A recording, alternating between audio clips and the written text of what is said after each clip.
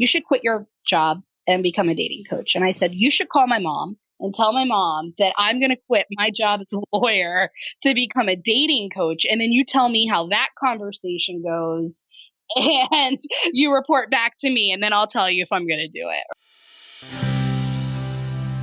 Welcome to the Networking with Michelle podcast, the show dedicated on providing you the how-tos of marketing and networking strategies. Here we believe in the Jim Rohn quote, success is nothing more than a few simple disciplines practiced every day.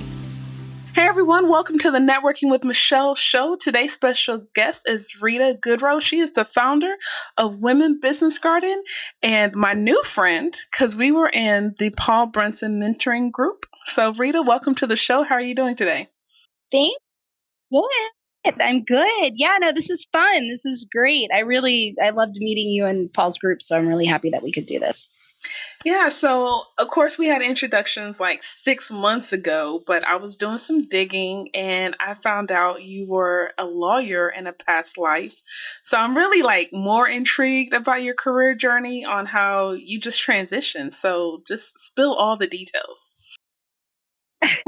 All right, there are a lot of details, so buckle up because it's a long story, but it's fun. It's fun. It's a good story. So I just had been, I was an actively practicing lawyer for about 10 or 11 years before I decided to go out on my own and start my own business. But so there's that, right? I did real estate law and business law, and I worked for a couple of firms over the course of my career, and ultimately went in-house for a government contracting company in the area and handled all of their portfolio for the national capital region. So it's Maryland, DC, and Virginia, which was one of their largest portfolios. So I was just doing that. That was my lawyer life and blah, blah, blah.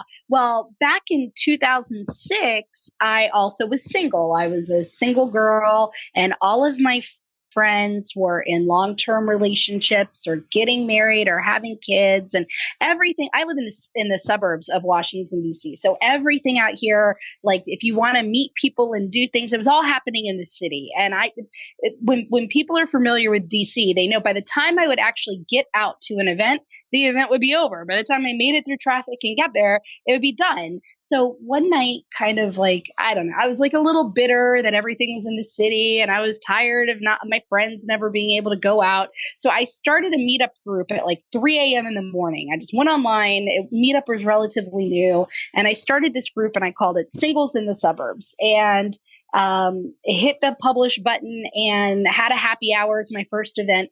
And 15 people came to that happy hour. But by the end of the month, there were 100 people in the group. And so I was like, wow, this is there's a need, obviously, for a singles group going on in the area. And so I kept running that, and I really built it up. It's still around, even though I have assistant organizers that mainly run that now. But there are about 4,000 people in that singles group. And yeah, it's a good group. It turned into really a community. So it was never really about finding love and dating, although that's obviously happened. But it was more we all have something in common. We're all single, and we want to meet friends and make community. And so that's what it really turned into, kind of this big family. And so that was running. Well, a couple of months after I started the group, I met a guy through the group, and we started dating, and we ran the group together for about 5 years. So during that whole time, the media and publications, they were all coming up to me saying, hey, we want to interview you. You're the expert on being single and everything related to singles. And we want your quote. And we want you in this article, and we want to talk to you. And I was like, yeah, but I'm not really single. Because I met this guy and we're dating, but they didn't care, right? They were like, no, but you've got your finger on the singles community. And I was like, fine. And technically I wasn't married. So I was like, all right. So I kind of became this pseudo expert in being single, or at least trends for what was being, what's being single in the suburbs was like. So but I was an attorney, right? So I had that going. And then one night suddenly, the guy I'd run the group with, 5 years into our relationship, one night, I always say hashtag suddenly, not so suddenly, because it felt sudden, but it really wasn't. He broke up with me. So he broke up with me.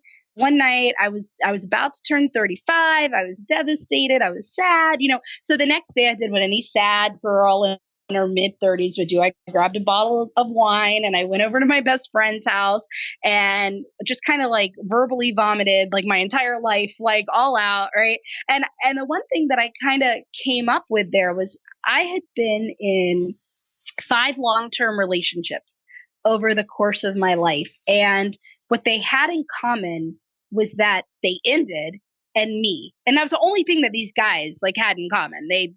The relationships ended and I was involved. And so I remember sitting there looking at my friend going, maybe I could have something to do with the fact that these relationships keep ending, right? That these relationships keep crashing and burning, maybe.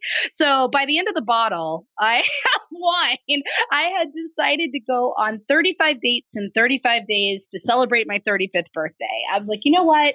I had these 35, right? The wine made me do it, right? I was like, I had these, I opened my calendar. It was like from mid-September to October. I was like, I have nothing, not one thing written in my calendar so far. Like, this is amazing. So I'm going to do this and it's going to be great. And my friend was like, yes, because I think, she had a bottle of wine. She was like, this is going to be amazing. You should totally do it. So I sent an email out that night telling everybody, hey, here's the deal. Like, I don't want to know anything about the guys. I don't want to know their age or their race or what they did for a living. And I wanted them to pick the activities because the point was to do things that I would normally not do, meet people I would normally not meet. It wasn't to find love. It was so I had to be really uncomfortable in these unfamiliar situations so I could notice and figure out how I reacted to them and what I was doing. And I was going to blog, all about it. And so I sent out the email.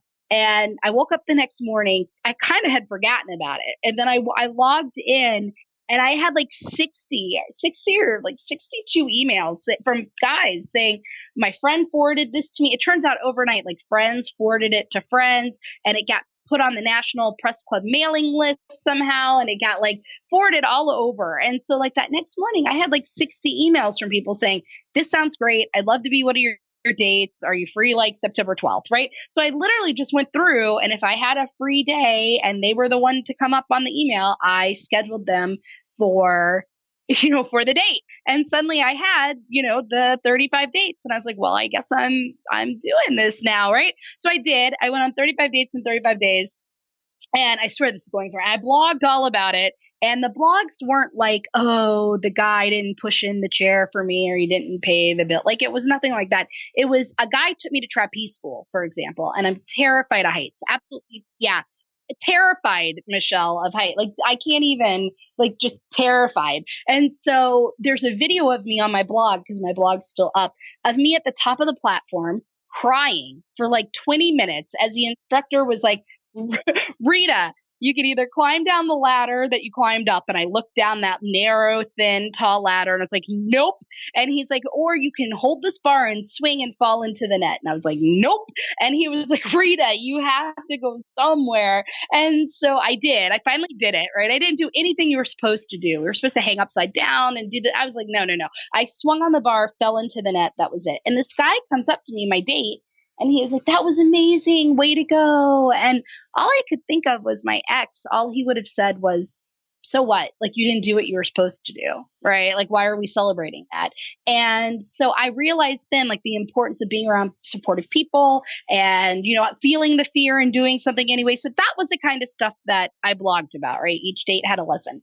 Well, my blog got picked up by another famous blogger somehow. He found it and he mentioned me in his blog. And before I knew it, I had like 50,000 readers and it was like a real big thing, right? So now I was running a singles group and I had this blog about dating. So all these coaches started approaching me and one coach said, you know what, Rita, you should quit the law and become a coach, right? Because you're already doing it. You're running this singles community. People are saying they're taking the lessons from your blog and they're employing them and changing their life and they want dating advice from you and they want to do something similar and you should quit your job and become a dating coach. And I said, you should call my mom and tell my mom that I'm going to quit my job as a lawyer to become a dating coach. And then you tell me how that conversation goes. and you report back to me, and then I'll tell you if I'm going to do it, right? Like, because I knew how that conversation was going to go. But the universe, to get a little woo woo, right? The universe always lines things up the way that it's supposed to be. And my whole law life kind of came crashing down with an outsourcing and a downsizing and a restructure. And although I was going to keep my job, it was a completely different job, and it was definitely something I didn't enjoy. And as I heard the details being laid out, I just said no. I remember sitting there going, no, like, I'm not going to do this. I turned in my resignation. And then they said, well, then your resignation can be effective immediately because we don't need you, right, to like start a position that you're not going to stay in. And I said, okay. And I went home. And at the time I was married. So I got married through this whole like kind of story, right? Like I met my 35 dates ended. He was not one of my 35 dates. I met him through one of my 35 dates. And we got married. So this is like 2014 now, right? Like 2011 were my 35 dates. 2014 was really when my law life came crashing down. And I was like, no. And I came home. I remember my husband saying, I thought I married an attorney. I was pretty sure I married one. And I was like, yeah, well, I'm a dating coach now. That's what I'm going to do. And so I threw myself into it, kind of knocked it out of the park because my husband said, you have 3 months. You have 3 months to make some substantive income. Otherwise, you can do this, but we need you to go back to a full-time job, right? Because this was not something that had been carefully planned for and saved for.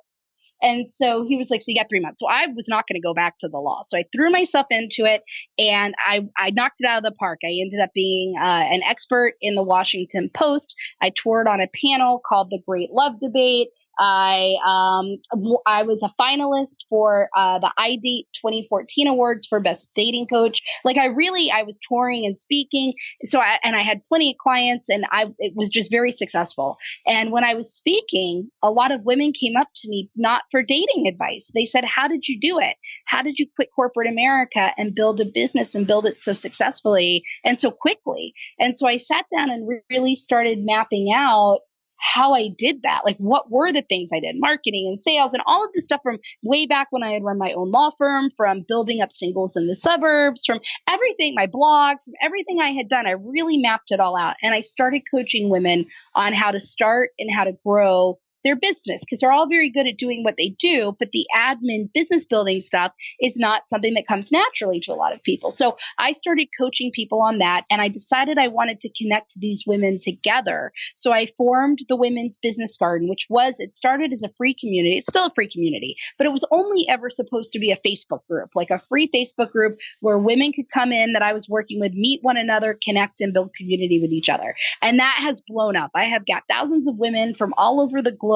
I've got an in-person component chapter in the Washington, D.C. area. And now that is my full-time business, Women's Business Garden. And through that company, I provide education. We have a mentorship program we're developing, and we have community events, both virtual and in person, for women entrepreneurs to help them really learn everything that they need to make their businesses successful and sustainable. And so that's kind of my roundabout weird path from how I went to, a business and real estate attorney to becoming founder of Women's Business Garden and being a business consultant and a business coach under that umbrella. I love the story. So much to unpack. Go ahead. Right? There's a lot going on in that story. But you know what? That's how I know it was meant to be, because it wasn't a straight path, and everything brought me to exactly where I am now. So I wouldn't change anything, right? But yeah, it was definitely anything but thought out and expected. I really didn't think any of this was going to happen. So we definitely have to, I love how you mentioned the universe, definitely just the whole alchemist thing, how everything will conspire. Like once you make a decision, everything will conspire towards that decision. And then of course, eventually women were coming up to you asking for advice. But during that time as a lawyer, were you making any type of plans and strategies on how to, I guess, increase your influence as a singles expert / dating coach? So it was one of those things where I started that group, that singles group, as a hobby, right? And as the singles group started growing, I was like, because I mean, we were doing 30, 40 singles events in a month. There were trips, there were book clubs, there were dinners, I was like, why did I not do this like for money, right? Why did I not do? And at that point, I was like, well, I could do it. I could technically turn this into my business and my job, right? But it was one of those things where there was still a lot of fear, right? I hadn't gone through coaching myself yet at all. Like there was just like, that's not going to work, right? And I spent all this money to become an attorney. And so I was kind of doing it, but not doing it to position myself for any bigger goal or purpose. It's like I liked the group growing and I wanted singles in the suburbs to grow because it helped all the other members. So all of my positioning. So I did do it thoughtfully and it was calculated, to get articles in the paper, to get quoted, to put myself, out. The blog started drawing people in. So everything that I was doing was positioning myself as an expert, but not so I could become this dating coach, but more so I would grow the singles group, right? But the dating coach stuff kept coming up. It was like, because I was still a lawyer, but people were like, Rita, can you coach me? Rita, can you teach me this? Rita, like, I want to work with you and have some of these mind shifts that you did in your 35 dates. And I want to do all. And so it kept like pulling at me and I kept ignoring it, right? Like, no, I'm not a coach. No, I can't do that. I've never been trained, right? And that's when a woman said, I'll train you, right? Like she ran a coaching academy about coaching and she's like, look, I don't want that to be your excuse anymore. Let's do this. And I said, the worst case, right? I learned some stuff, whatever. So I did it and I was like, yeah, I could do this, right? I could.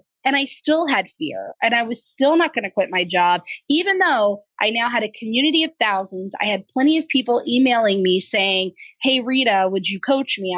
I had credibility. I had authority, but I didn't see it like that. It was still like a hobby and it was still just a fun thing. And in my mind, it was like, there was no way that could actually be a career that you could make money on and support yourself, right? That's just not what you're supposed to do. And so it was only when the universe, right? For me, it's God, but I say universe because for my clients, it can be whatever it is for them. But like, it's only when the universe like really like finally said, okay, that's it. I have been sending you whispers and hints and lining this up for you and you're ignoring it. And now you don't have a choice anymore, right? I'm going to shake things up so badly that you can't ignore this. You do not have a choice. You have to jump into this, right? And it was then that as I sat down and kind of said, okay, I'm going to do this. Then months later, when women started asking me about how to grow a business, I sat down and I realized everything that I had done in the singles group had been kind of by happenstance, but they are exactly the things that I coach women on now to do thoughtfully and purposefully in order to build your business, right? To build a community and build your credibility and build authority and, come at things from a place of service and don't be attached to the outcome. All of these things, right? That's what I was doing without knowing that I was doing it. At what point during that process did you meet Paul? So I met Paul. So Paul and I kind of ran in the same circles, right? Because he was a matchmaker and I was a dating coach. And so I think we met online before we met anywhere else in like some groups we were in together and stuff. And then I met him finally in person when he was the moderator for the Great Love Debate, and I was an expert on the panel, and we met in person then. And really, we had a lot of similarities going on in our lives at the time with, being in the dating world, being in the business world, and having kind of, some same things going on with our business models and being from the same area. And so we really connected and hit it off well. And Paul's one of the reasons why I kind of did step fully into the business coaching. And although I'm still, in that, like, you can never leave, right? Like once you're in the dating world, like you're still in. But it's like, I really did just kind of say, you know what, that dating thing was not my forever thing. It was transitioning me to get to where I am. And it's because of Paul that I was able to do that. So I had the chance to speak or interview Paul on this show in 2015, and I did a 4-part series on network and dating. So when you were in corporate, I guess, what was your experience when it came to like networking and dating? Because I feel like as a young professional, it's like you go out to a networking event, at least me, and it's like I'm hyper focused on the event, right? Like I'm very tunnel vision, right? You just focus like on the event. Like everyone's here for business. I don't see nothing else. But I have friends and it's like, no, I'm trying to find me a date. And I'm like, but it's a business function. Yeah, I'm still, 34, still oblivious, but I would love your take. I guess, with the corporate experience, I just, not even corporate, just entrepreneur overall, business functions, dating, is there a time and a place? I think that the point is anything can happen anywhere. You could find a date at a business event and you can find business out at a social event, right? Like truly really one of the main lessons that makes you successful in dating and that made me successful in my 35 dates and makes you successful in networking and building your business, like one of the top lessons is to not be attached to the outcome. And what that means is we have expectations and anticipations for every situation we enter into, right? Especially when we select to enter into it. So we might go to a business event thinking, I really hope I get a client. I really hope I make a connection with a partner or a client. And we'll go into a date, right? We'll go into a date or a social event going, I really hope I meet someone, right? Or if you're on the date, I hope this goes, like, I hope this is a romantic connection. I hope I'm going out on this date and that this clicks like a romantic connection and we want to go out again, right? So we have an attachment to the outcome before we ever go into something. And when you have that, what happens is you go into that situation and you end up kind of getting frustrated or let down, right? If it doesn't happen and you feel like, oh, that was a waste of time. That was a waste of time networking. That was a waste of time date. Like that wasn't a great date. And because we have that attachment, we have blinders on to what all the other potential possibilities or opportunities are as to why that thing happened. So I would tell people dating, let go of the attachment to the outcome. You might be going out with this person and there could be a romantic connection, or maybe they just have information about something else in general that you need to know about, or maybe you have information for them that they need to know about, or maybe they're going to treat you really badly. And that gives you an opportunity to work on a boundary or enforce a boundary or realize you have a boundary that you're not good at enforcing, right? Or maybe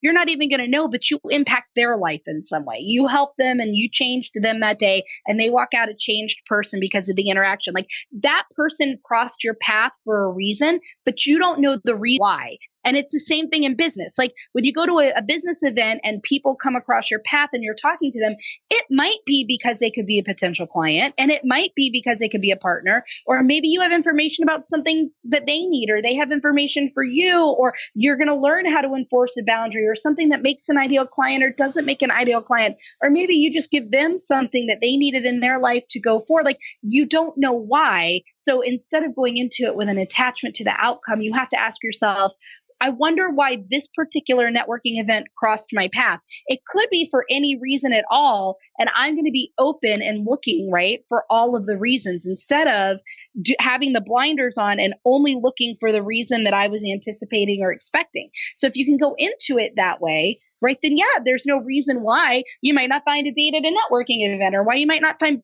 business when you're out at a paint and sip class with your girlfriends, right? Like something crosses your path for a reason. And if you are open to putting into the universe what you want, put your goals in. I want business. I want a date. And you have to be really clear about it. But then the way that comes to you can look completely different than the way that you expected. So you have to really be open to that or you'll miss it. That's good. Okay. So I need to stop walking around clueless, apparently. Just be whether it's with dating, right? Like, I don't know that you're clueless, but you're focused. You're very focused, right? And so it's like, whether it's for dating or it's for networking, right? Kind of go into it with, like your goals, but like thinking, I'm just meeting a person. I wonder why this person caught my attention. And I'm going to ask questions about them and make it all about them so I can figure out why this is happening. If you start looking at events, not like I'm networking for business, don't compartmentalize, right? It's just, I'm going to an event that caught my attention and I'm going to meet people at this event and I'm going to find out about these people. So I know if there's a way that I can help these people. Can I serve these people? Can I give these people information or any kind of value, maybe other connections or introductions, or my whole purpose, right? With everything I personally do and that I tell my clients to do is come at everything from a place of service. How can you help somebody else succeed with their personal or professional goals? So if you start looking at all events like that, it's just more fun. You can never be let down because you don't have any expectations. So there's no dashed, frustrated expectation for a date or an event. You're curious, right? You're not talking about yourself over and over and over again. Instead, you're asking lots of questions about them, finding out all about them, and then you're serving, right? You're following up with that with some real value or something that could really help that person get close to their goals. That makes networking or dating, those rules apply to dating too, makes it way more fun, right? Like way more fun and way more exciting because it could be for any kind of reason.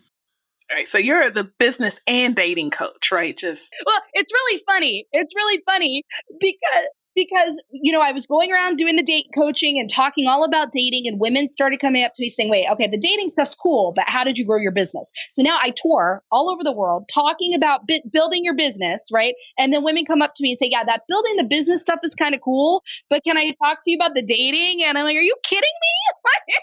All right. So it's the one talk that I really give a lot when I'm asked to speak is on the 7 principles of networking, but how it's like dating. Everything I do, I kind of compare it to dating because I think fundamentally building a business and kind of building your love life, I think a lot of the foundations and principles are the same, exact same. Absolutely. And like, even when I wrote my networking book a couple of years ago, I was like, a lot of this, it's at the end of the day, it's just relationships. It's communication and relationships. And I was like, a lot of this applies. And I said I was going to write another book, like networking and dating, and call it something, spectacular. But I never got to that point. But maybe one day I will. But yeah, a lot of the skill sets overlap. It's the communication, it's the honesty. I love everything you said about not being attached to the outcome. And I think it's kind of hard at this point, especially when you get into your 30s. And a lot of my peers, it's like, man, my career is not where I want it to be. I'm not in a relationship. So it's kind of like we have this rain cloud over our head because we're getting pressure from all over. Even if our career is not where we want it to be and we're working, there's pressure at the job, right? Or a lot of us, it's like, okay, we have the corporate experience. Now I want to launch my business. How do I go about it? And that's a whole nother pressure on ourselves that we're trying to figure out. And it's okay. I owe you a therapy. Like, just send me the invoice.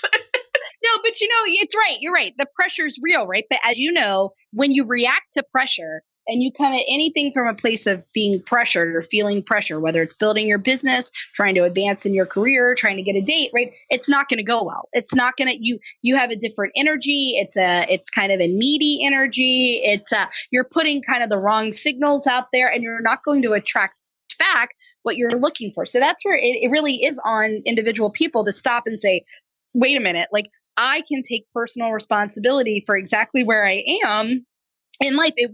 I'm not a victim. I'm not a victim of these circumstances. It's not like, oh, I'm in this crappy career because I'm such a victim to the way careers go, or, oh, I'm single because I'm a victim to the fact that there are no good guys out there, or, oh, my business isn't where I want it to be, but I'm just a victim to not being able to get clients because that's the way the world works, right? Instead, it's like, here I am, and where I am is a result of choices that I've made. And if I want new results, I need to make new choices, right? I need to make new, different, better choices. And part of that, though, then I tell people, you have to work on your mindset. That's the first place you have to start. You have to align your mind and your thoughts with the results that you want. And so that becomes, I'm perfectly capable of finding the relationship I want. I'm perfectly capable of building the business I want. I'm perfectly capable of advancing up the corporate ladder and getting the promotion I want. And here are all the ways I'm going to do it. And when you have that thought process, that takes you out of a fear-based place, which is where pressure is, and puts you in a faith-based place, which is where action lies. And And when you're taking action and you step into faith, I'm a real big believer, to get woo again, that the universe rewards action. And so when you take action, it's rewarded, and that reward puts you where you need to be. And if you always trust that you're just going into the direction where you need to be, and that as long as you take action, it will be rewarded, right? Then you're able to kind of take these actions and steps forward without needing to know where it's taking you. I love it. So among your clients, speaking engagements, you've identified the trends, I guess, flip-flopping back and forth between the starting a business and dating. What are some of the other trends you have seen amongst your clients and events?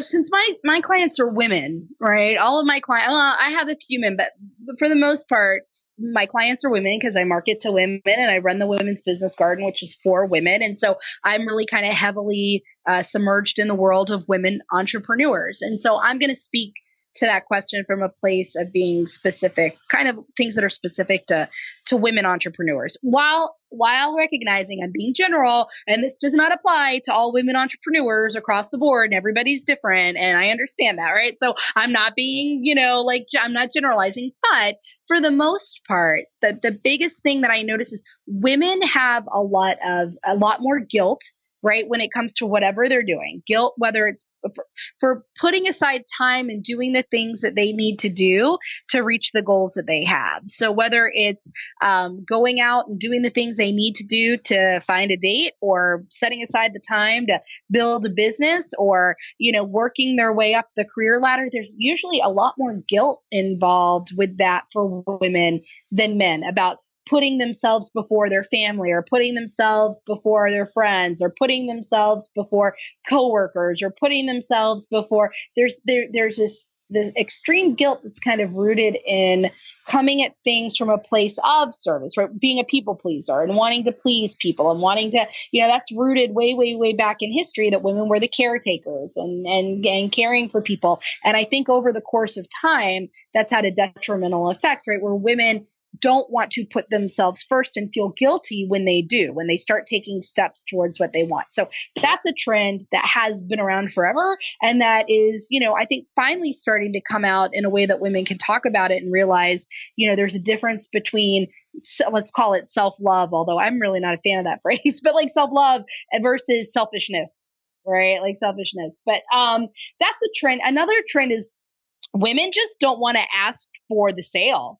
Right? Like with business, like women don't want to ask people. They will do, like when I'm on the phone with a client and I'm doing role plays with sales conversations and stuff, when we get into some sales training, and they'll be like, oh yeah, Rita, here, like, let's go through my strategy session formula, right? So they're asking me what's going on in my life. And then they go through the strategy session just fine. And by the end of it, as a potential client, I might be thinking, oh my God, like I would really love to work with this person. But here's how they wrap it up. Like, okay, so do you have your actions to take forward? Yes. Okay, great. Like, any questions?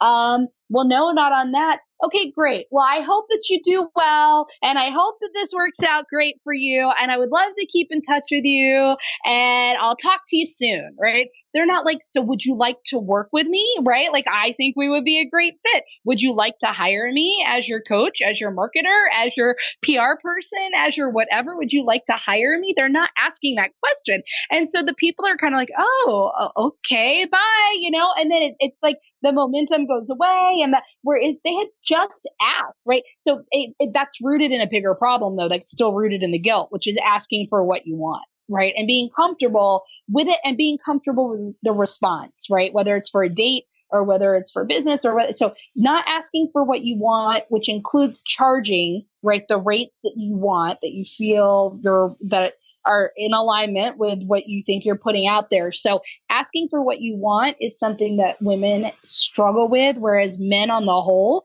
although there are men who struggle, but on the whole, don't struggle with that as much.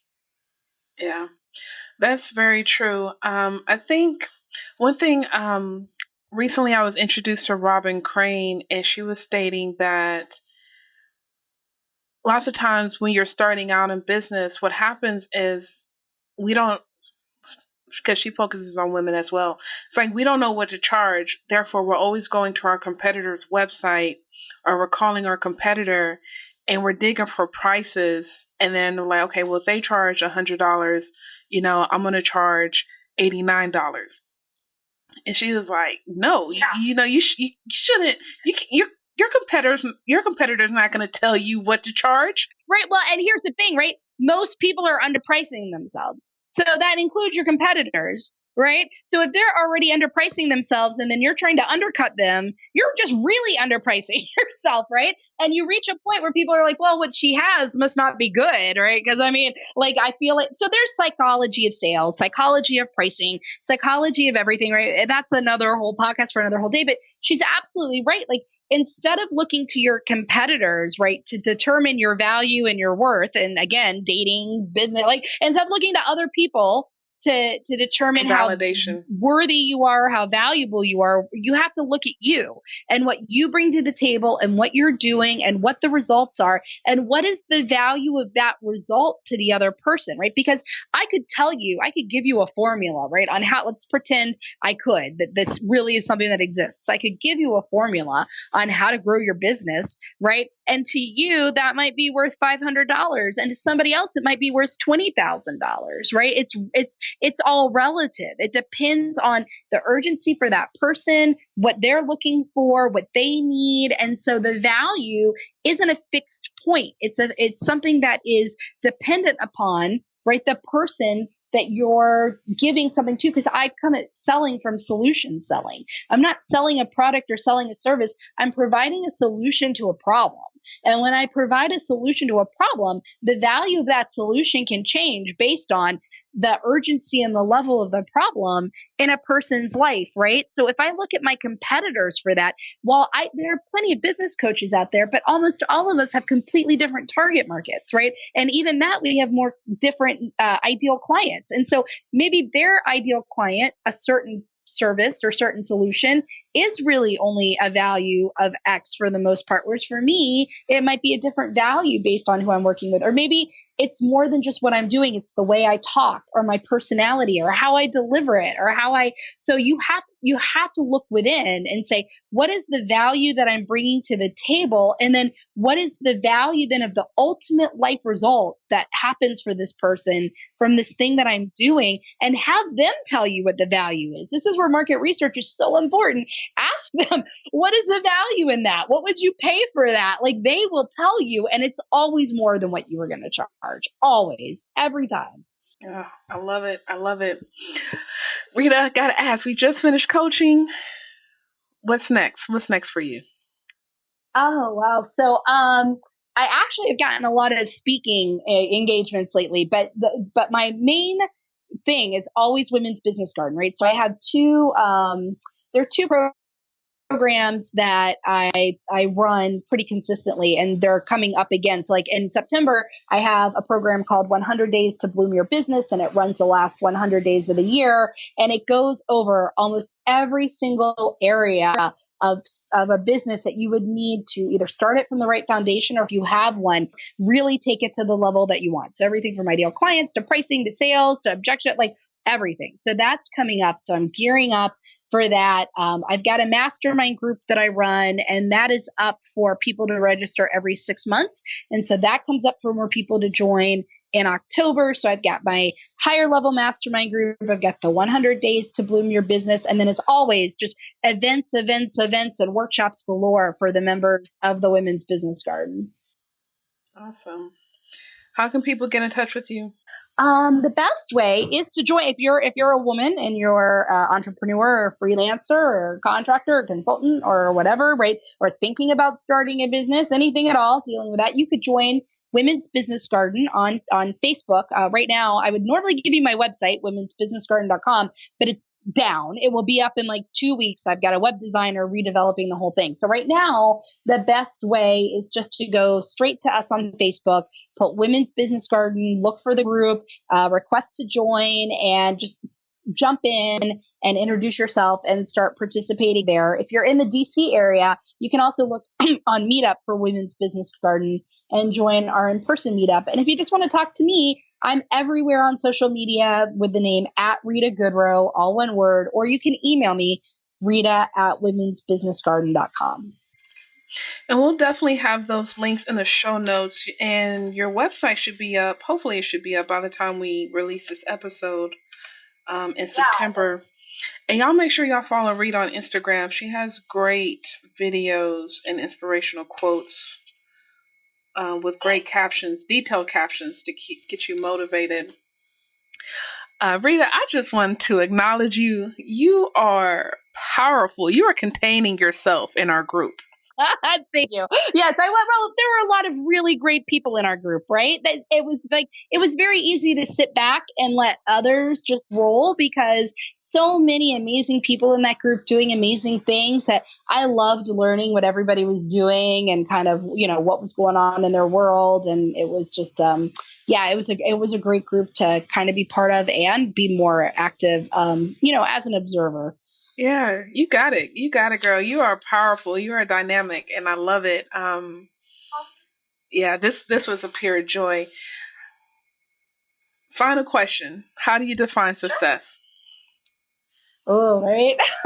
That's all right. Like, I guess really for me, like if I were to tell people, and I'll speak only to me, right? What's success for me? Because again, I don't know what success is to everybody, but if I could bottle it up, right, it would be success is when I know what my core values are and I have my ideal life, right, which are always rooted in your core values. So my perfect life, right, my ideal, everything would work out for me and all the resources and all the people and every choice I make, it would all work out, right?